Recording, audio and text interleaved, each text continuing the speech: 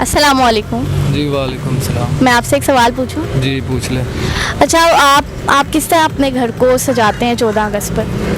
बस ये झंडियाँ जिस तरह आम रूटीन में सब सजाते हैं, झंडी लगा ले, झंडे लगा ले, ठीक है। तो क्या ये बेहतर होगा कि अगर हम झंडियों के बजाय, क्योंकि झंडियों की बेहुरमती भी होती है ना 14 अगस्त पर, बेहतर होगा कि हम झंडियों के बजाय पौधे लगाएं, इससे ऑक्सीजन भी मिलेगा हमें और जो है सरसब्ज भी होगा पाकिस्तान। तो इसके हवाले से आप क्या कहेंगे?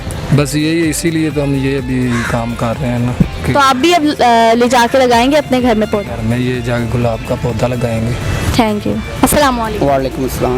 मैं आपसे एक सवाल पूछूं? जी, आप 14 अगस्त पर अपने घर को किस तरह सजाते हैं? झंडे लगा के, झंडियाँ लगा के। आपको आइडिया कहाँ से आया कि मुझे पौधे भी लगाने चाहिए घर में? क्योंकि पाकिस्तान में पहली बात तो ये दरख्त पौधों की बहुत ज़्यादा कमी है और पौधों का बहुत ज़्यादा फ़ायदा है, क्योंकि ये ऑक्सीजन प्रोवाइड करते हैं हमें और ऑक्सीजन इंसानी जिस्म के लिए बहुत ज़्यादा ज़रूरी है। बहुत अच्छे, थैंक यू। अस्सलाम वालेकुम। वालेकुम अस्सलाम। आपसे एक सवाल पूछूं? हाँ जी, आपने यहाँ पे नर्सरी बनाई है, तो क्या कहते हैं कि लोग आपके पास पौधे लेने आ रहे हैं? हाँ जी, पौधे लेना आमदे।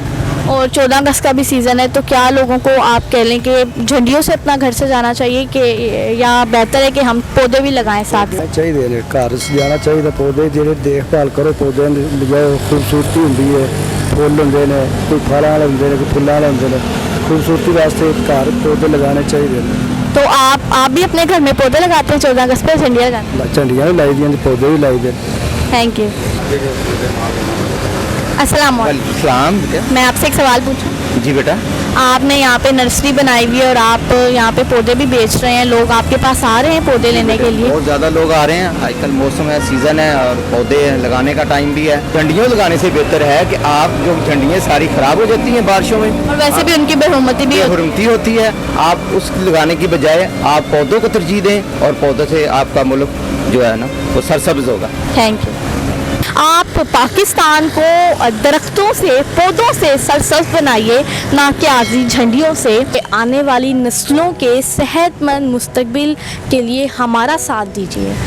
ये पैगाम आपके पास अमानत है, आप इसे सोशल मीडिया पर कम से कम आप अपने 10 फ्रेंड्स तक पहुंचाने में हमारी हेल्प कीजिए।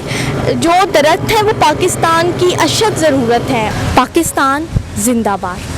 अल्लाह हम सबको हमेशा शुक्र अदा करने की तौफीक अता करे और हम सब का खात्मा ईमान पर फरमाए। आमीन।